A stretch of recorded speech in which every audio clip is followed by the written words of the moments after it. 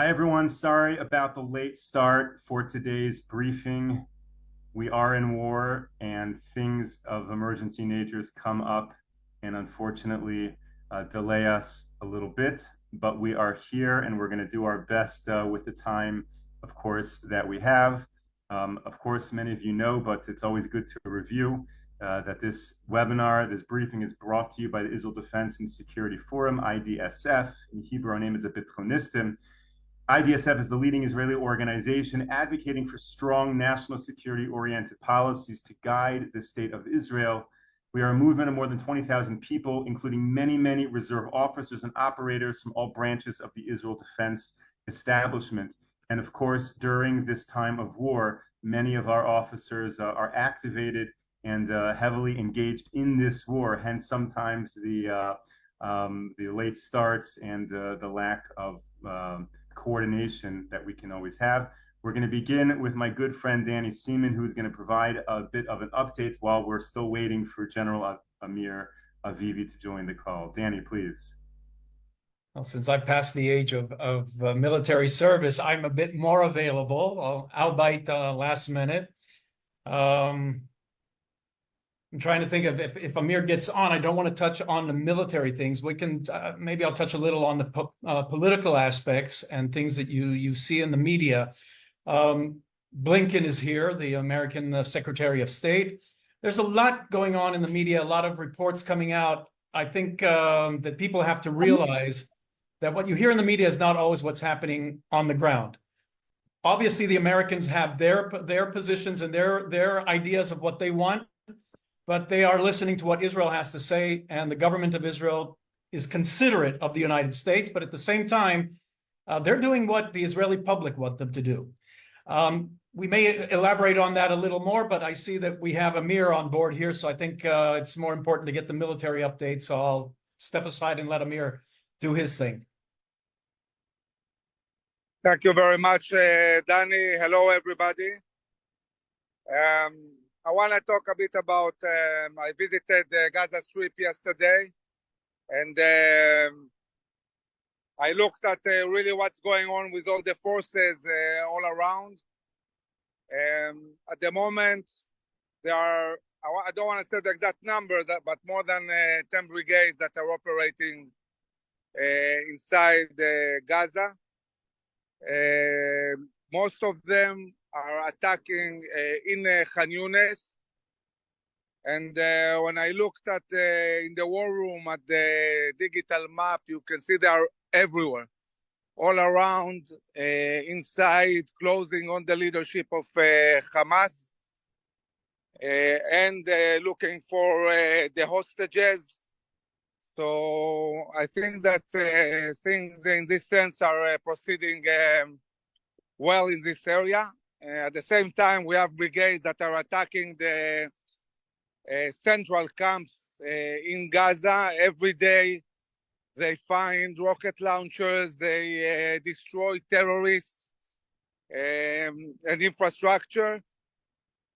In the north part of Gaza, in the city of Gaza, we are all the time destroying tunnels, and still there are terrorists, but overall the area is under control. We had a very sad incident. We had combat engineers that were preparing a tunnel for explosion.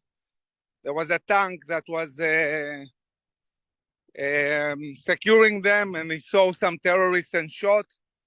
And for some reason, this shooting detonated the explosives in the tunnel while our forces were inside the tunnel, and 6 soldiers were killed. A very, very sad and would say bad incident. But this is part of the dealing with wars. This is what we are dealing with. I talked to many of the commanders that are operating. I can say that the morale is really, really high.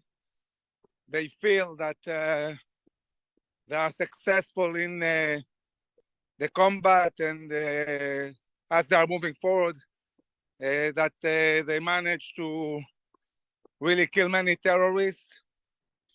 We are getting used more and more to dealing with the underground infrastructure and even fighting inside the tunnels. This is something that was new in a way to many of our soldiers, but they are developing techniques all the time and getting better and better at doing that. In the north, what we see is basically the IDF destroying Hezbollah positions from the border all the way 7 kilometers inside Lebanon. Most of the Hezbollah forces withdrew from this area north, and we destroyed some of their commanders, very high-ranking commanders in Hezbollah.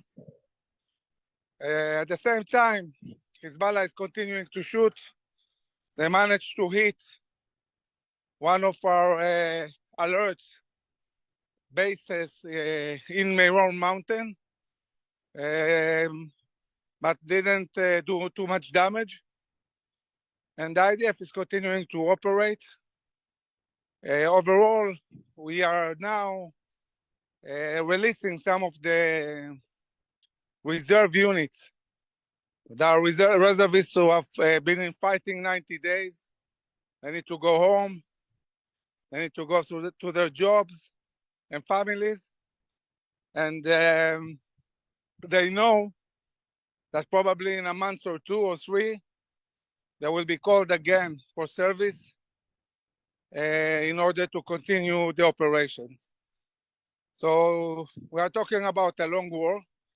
This is the reality.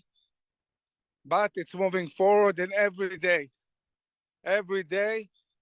we see Hamas really losing more and more capabilities. I must say that from, I would say, American point of view, and Danny maybe elaborated about that a bit. On one hand, we see the administration assisting with munitions and things we need. On the other hand, they are making our life very difficult by insisting to bring to Gaza a lot of logistics and fuel and food, and this is all going to Hamas, unfortunately. And this is endangering our soldiers, and they're also trying to coerce us to move Gazans north, which is also bad for us and endangers our soldiers. America is very involved in every single thing we do in Gaza. And there's a challenge to the Prime Minister, to the Minister of Defense, how to stick to the goals of war and try to maneuver with all these demands that are coming from the administration. The administration, I think, is looking mostly on the elections. They want this war overdone. They don't want to fight. They want to quiet. They want to deal with the elections, but life is not like that. There is a war. It's not going anywhere. We're not going to give up our goals of war to destroy Hamas. So you hear Israeli leadership saying, yes, we're changing techniques. We're going to do things a bit differently and so on. A lot of it is to appease the administration. Some of it, they cannot just only talk. They need to do some things also. But I'm hopeful that we'll continue step by step until we'll see Hamas destroyed as a governmental and a military entity, and also, of course, reaching to hostages. On the 25th of January, we're doing a big convention, bringing many of the brigade and battalion commanders in reserve that have fought in this war, people from all the municipalities around Gaza and the north, politicians, diplomats, and so on, and we're going to discuss in depth the war itself, the strategy. We're going to talk about the day after. We're going to talk about how to deal with all the different fronts we have: Iran, Houthis in Yemen, Iraq, Syria, Hezbollah, and so on. And we're going to talk about the society and what's going on, looking to the war and the day after.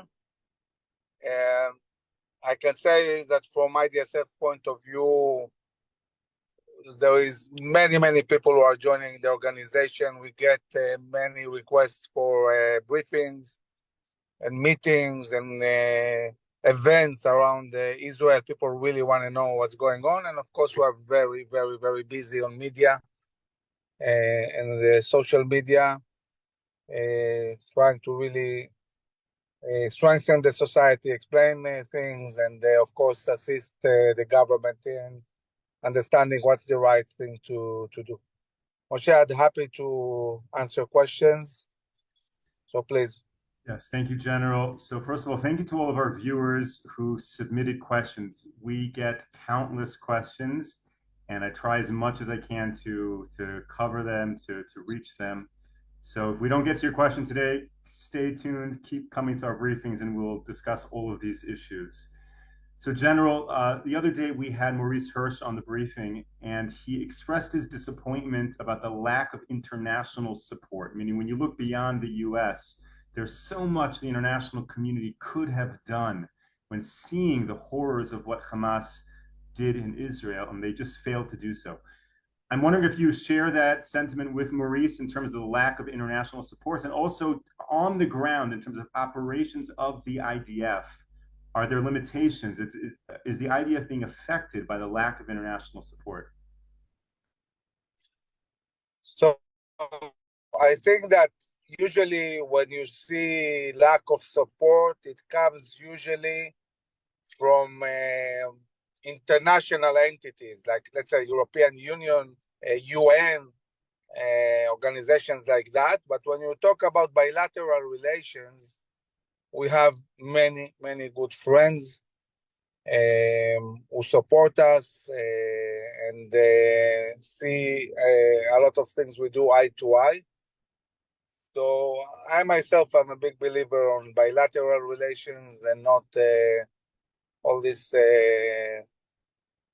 international organizations. Once you bring too many countries together, always it's very hard to see a very clear policy. At the end of the day, on a practical level, really the only country that matters is the US.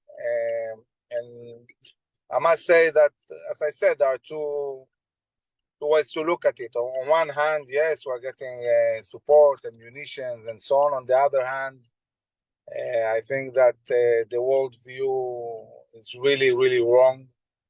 The thinking that we can go to a two-state solution, the lack of understanding what war is and what is needed to win a war, and imposing on us different limitations, it's a problem.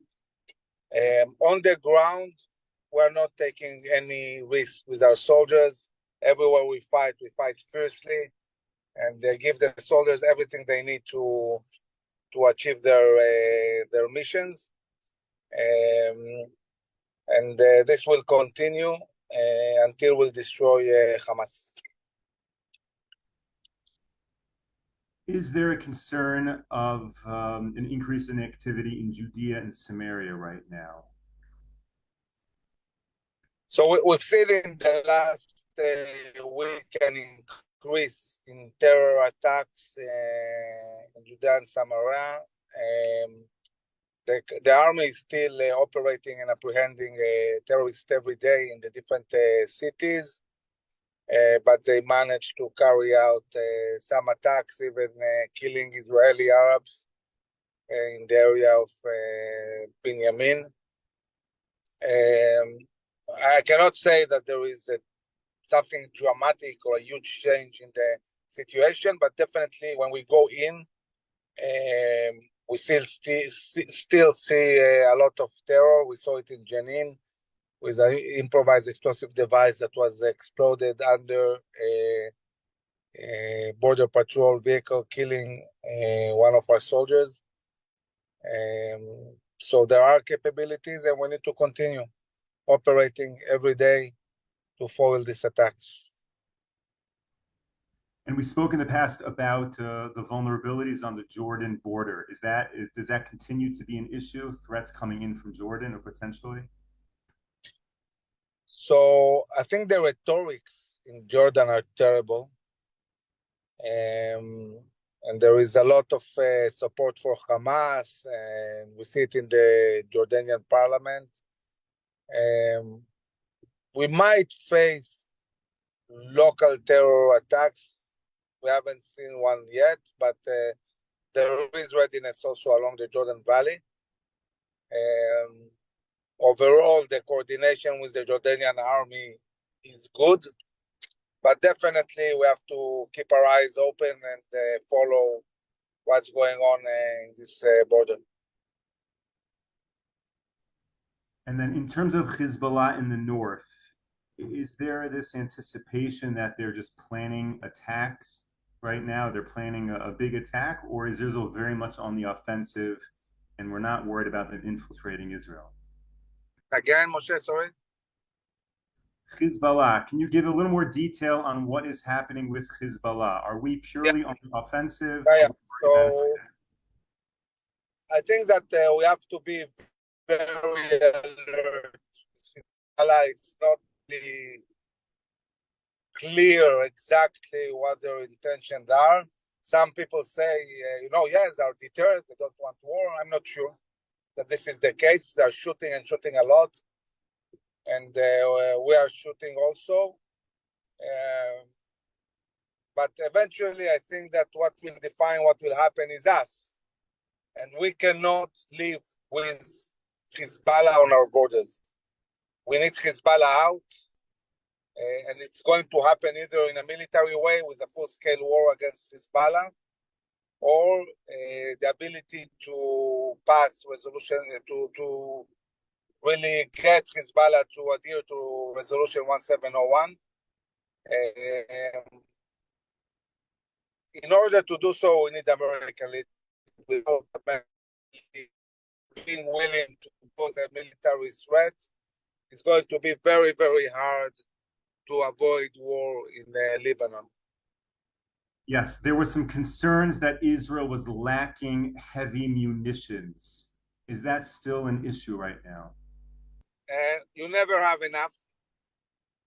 We always need more.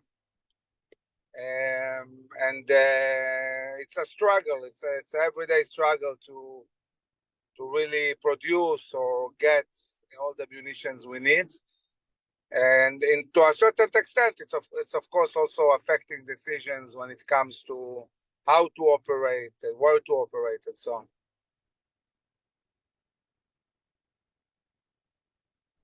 Okay, again, thank you so much to everyone who is sending in all of the questions. Is there any movement with Egypt and potentially figuring out an alternative for the Gazan population to stay in Gaza, or potentially open up ways for them to exit, move to Egypt or other countries? Egypt is closing the border. They're not letting people out. And this is terrible because many, many Gazans want to emigrate, want to leave Gaza. Nobody is forcing them. They simply really want to leave. And I don't see enough pressure, not from Israel, not from the US, not from European Union, on the Egyptians to actually want to leave Gaza, leave the place. I hope that there will be a moment where the Egyptians will have no choice but open the border, and then I think we'll see a lot of people migrating from Gaza to other places. Okay, thank you. We'll go a few minutes over today if we have the time since we started late, General, but you'll let me know when you have to get off the call. There's a report in the news today that Hamas has effectively lost control of Gaza. Do you agree with that statement? And Hamas has lost control of mostly the northern part of Gaza, not of all of Gaza. It's still in control. But as we are closing on the leadership of Hamas, maybe in coming weeks we'll see a very big change in their ability to really control. Is there a certain point in time where Hamas runs out of bullets? Is that a feasible possibility and then the war ends, or do they just have such a stockpile that will never happen? The only way this can happen is if we control the Egyptian border, and we're not controlling it. We haven't decided to conquer Rafah yet, and in order to really close the border and create a siege on Gaza and fully control anything that's going in, until this happens, Hamas will be able to continue to equip itself with munitions that are coming from Iran, from China, and from other places. This is the reality we're facing at the moment. Okay, May I just add to that? I'd just like to add to that something that people may not be aware of. The ammunitions coming from Egypt to the Gaza Strip are coming from the Sinai. The Sinai is about 3 times the size of the entire state of Israel. And the Egyptians don't really have control over that. We know that ISIS was embedded there for a while, and there's still these organizations that have for years now been smuggling weapons to the Hamas. They're still operating. Egypt hasn't done anything to stop them. And that's why people have to realize this is still going on. And one of the reasons Israel wants to be at the border there. And if the United States wants to put pressure on something, part of that pressure should be on the Egyptian government and the international community. They want to cease fire. They should put pressure on Egypt precisely for this reason, to make it impossible for Hamas to keep getting its supplies of weapons. So that's an important diplomatic aspect of that question. Thank you, Danny. Let's do one more question. There are also reports in the news that Israel knows where Sinwar is, but is unable to get to him because he is surrounded by hostages. General, are you able to comment on that piece in the news? Yes, I think that overall the assessment is that Sinwar is in Khan Yunis and is indeed surrounded by hostages. This doesn't mean we are not going to get to him. We are going to get to him. We'll have to deal with the issue of the hostages. And then there might be a reality where he says, okay, I want